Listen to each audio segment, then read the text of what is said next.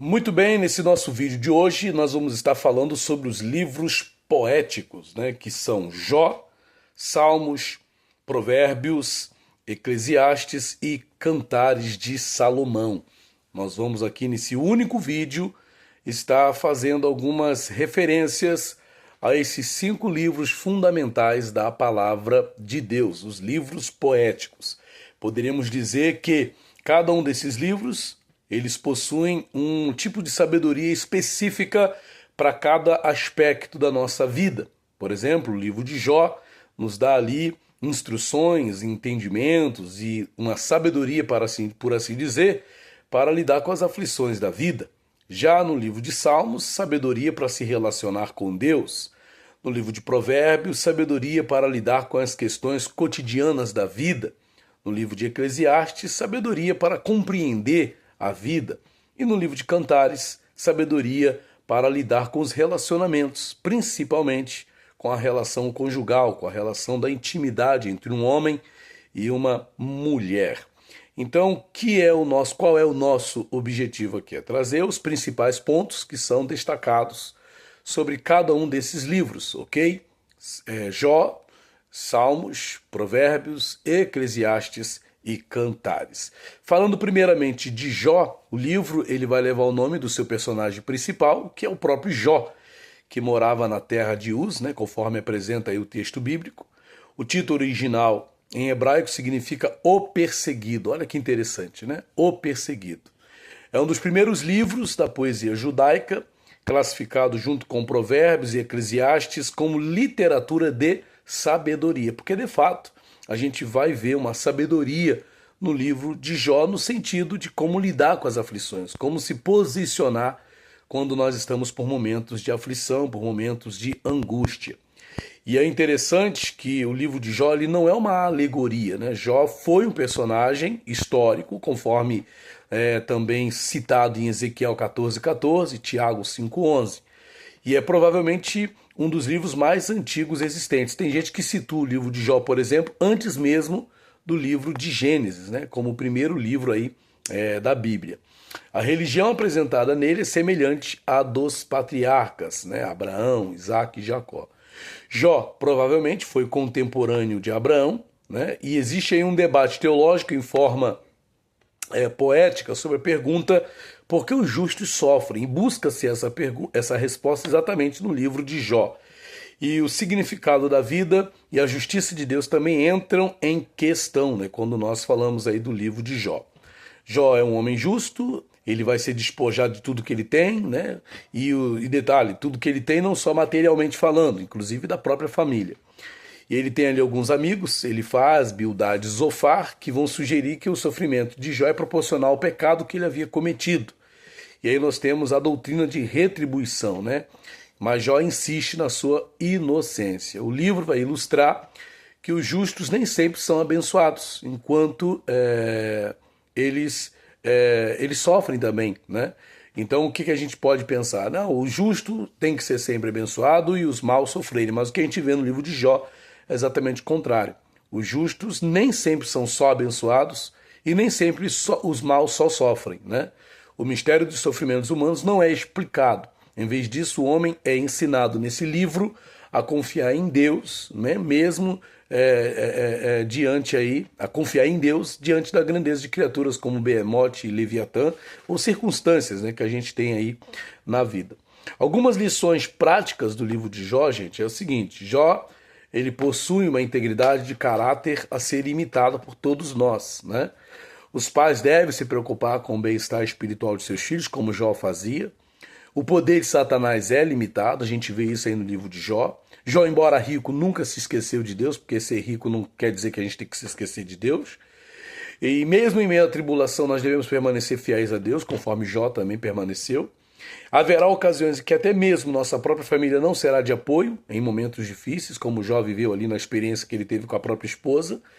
O sofrimento não é necessariamente resultado do pecado, isso também aprendemos aí no livro de Jó. Os justos sofrem, mas o Senhor sabe como livrá-los. Isso tem uma consonância em algumas passagens, por exemplo, 2 Pedro 2,9 fala isso, como também Salmo 34,19. Problemas e dificuldades não devem nos afastar ou fazer esquecermos da recompensa futura que Deus tem para todos nós, enquanto permanecermos fiéis, é claro. E muitas vezes o que o homem pensa nem sempre está correto, né? Muitas vezes pensamos coisas e nem sempre os nossos pensamentos estão corretos. Bom, isso é o livro de Jó, tá, gente? Agora, o livro de Salmos é um livro muito interessante porque ele é um tesouro da leitura e também da meditação. E ele é muito apreciado tanto por cristãos quanto por judeus, né? E era um dos preferidos de Cristo, tanto que Cristo muitas vezes vai citar o livro de Salmos. Mais de um quarto das citações do Antigo Testamento no Novo Testamento vem dos Salmos. Muitos salmos foram escritos para adoração pública e privada. E interessante que, não sei se você já teve essa experiência, eu já fiz isso, de em momentos de oração, em momentos ali de devocional, eu usar a leitura do próprio salmo na minha relação com Deus. Isso é muito interessante, né? Então, esses salmos, eles têm essa indução, né, da gente usá-los para adorar a Deus, seja pública ou de forma privada. O título hebraico dos salmos é Sefer Tehillim, o livro de louvores. O título grego é Psalmoi ou Psalterion, indicando um poema recitado ao som de instrumento de cordas. A palavra salmo refere-se a uma composição poética acompanhada de instrumentos de cordas. É o primeiro livro da última divisão da Bíblia hebraica, né? O segmento ao qual Jesus se referiu como os Salmos, lá em Lucas 24:44. Davi é chamado o doce salmista de Israel, conforme 2 Samuel 23:1. Aproximadamente metade das referências messiânicas do Antigo Testamento citadas no Novo Testamento vem dos Salmos, né? Os Salmos são considerados parte da lei, conforme Salmo 82, 26, João 10, 34, 35 e João 15, 25. Muitos salmos ainda são cantados hoje em assembleias cristãs, né? Conforme o Salmo 42, Salmo 46, Salmo 103, entre outros. Então, gente, os salmos são aí, né, para nós uma verdadeira instrução. Nós devemos usá-los, né, na nossa prática de fé, no nosso devocional, né? Os salmos têm muita instrução para nós aí, ok? Bom, falamos dos salmos, agora vamos falar um pouquinho dos provérbios, né? O livro de provérbios. O livro de provérbios, o título hebraico dele é Missel de Salomão, Provérbio de Salomão. É uma coleção de coleções, concessões de períodos posteriores a Salomão. Então existem partes do livro de provérbios que não são exatamente de Salomão, né? Por exemplo, 25:1, 31, 31, são outros sábios que também tiveram seus escritos, né? Suas falas de sabedoria incluídas aí no livro de Provérbios. Ele defende a sabedoria, Roquimá, extremamente prática, não teórica ou especulativa. A Epístola de Tiago no Novo Testamento é o texto que mais se aproxima em estilo prático. O termo machal sugere comparação, semelhança ou paralelo, que é a base da linguagem proverbial. E no livro de Provérbios nós vamos ver temas como más companhias, imoralidade, murmuração, falsidade, negócios, preguiça e egoísmo sendo abordado, ok? Então é um livro que traz muita coisa aí para a gente poder aprender, né? Para a gente poder pôr em prática, né? E aqui alguns conselhos práticos, né? Para obter a sabedoria é preciso temer a Deus. Isso nós aprendemos em Provérbios, Provérbio 1:7. Temos também a exortação a evitar más companhias e a confiar em Deus, como a gente vai ver em Provérbios 1:8, Provérbios 3:5-6.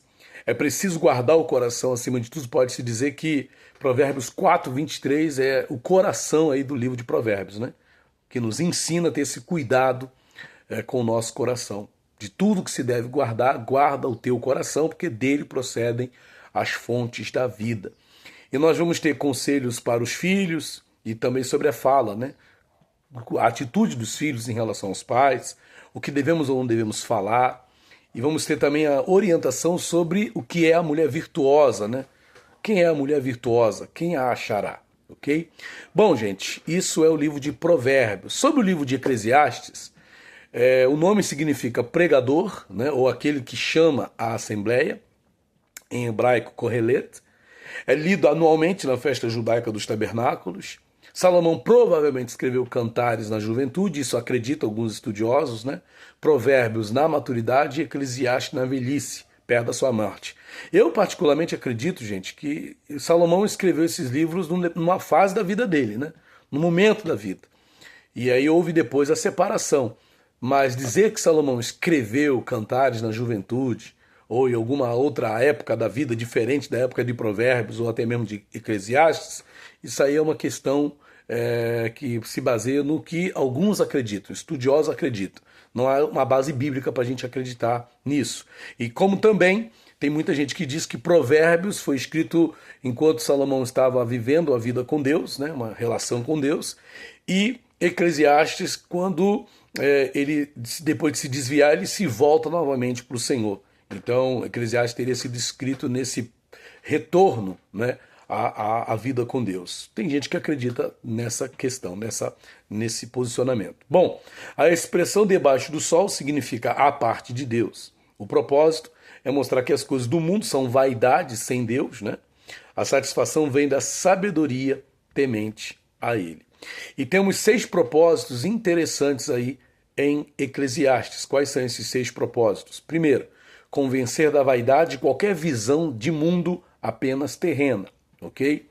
Um outro propósito que a gente enxerga em Eclesiastes é mostrar a insuficiência das buscas materiais para a verdadeira felicidade. Então não se vai obter a verdadeira felicidade apenas buscando coisas materiais.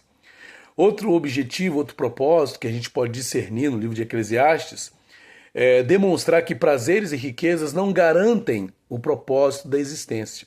O propósito da vida não está pautado em prazeres e riquezas. Outra coisa que a gente observa no livro de Eclesiastes é ensinar que a ausência de Deus traz amargura, não felicidade, ok? Apontar Deus também como o único padrão de interpretação da vida. Então a ótica para entender a vida seria a ótica de Deus, não a ótica da ciência ou da filosofia, mas a ótica de Deus como o único padrão de interpretação da vida. E outro propósito também, enxergado no livro de Eclesiastes, é declarar vã toda filosofia que faz do mundo material um fim em si mesmo. Muito interessante esses propósitos de Eclesiastes. E para a gente ir finalizando essa série sobre os livros poéticos, gente, vamos falar agora sobre Cantares, né? Cantares de Salomão, que é, como eu falei no início, a sabedoria para o relacionamento íntimo, né? Para o relacionamento conjugal. O título hebraico de Cantares é Cantar dos Cantares, ou Melhor dos Cantares. Salomão escreveu 1005 cantares, né? Conforme 1 Reis 4:32, e este é considerado o mais elevado. Ele é lido na festa da Páscoa, né, entre os 5 livros festivos judaicos. Assim como Esther, o nome de Deus não é mencionado explicitamente no livro de Cantares, gente. Ele é interpretado literalmente como celebração do amor conjugal e figurativamente como alegoria de Cristo e a Igreja. E não é citado no Novo Testamento. Eu particularmente entendo o livro de Cantares apenas como uma questão da relação íntima mesmo, do homem com a mulher, da mulher com o homem, né? Mas tem gente que entende uma alegoria do relacionamento de Cristo com a igreja. Ok? Quem pensa assim, a gente respeita.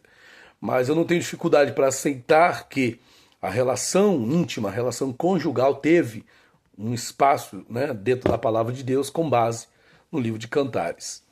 E as lições práticas do livro de Cantares são as seguintes. O verdadeiro amor no casamento é celebrado sem vergonha. Deve ser celebrado sem vergonha, sem constrangimento. Ok? Conforme Cantares 2,16. O livro de Cantares também fala dessa fidelidade que deve existir entre o povo e Deus. Da mesma forma que o marido deve ser fiel à esposa, nós, como povo de Deus, devemos ser fiéis a Deus. A verdadeira felicidade vem da fidelidade a Deus e ao cônjuge. Então faz parte, para quem busca felicidade, né, faz parte então da busca pela felicidade, essa fidelidade a Deus e ao cônjuge. Não tem verdadeira felicidade sem fidelidade a Deus e ao cônjuge, sem fidelidade a Deus e à pessoa que você casou ou com quem você se relaciona sentimentalmente, intimamente, sexualmente, conjugalmente. Ok, gente? Então aqui a gente finaliza esse nosso panorama dos livros poéticos. Espero que tenha te ajudado a entender um pouquinho mais sobre esses livros. Deus abençoe, até o próximo vídeo.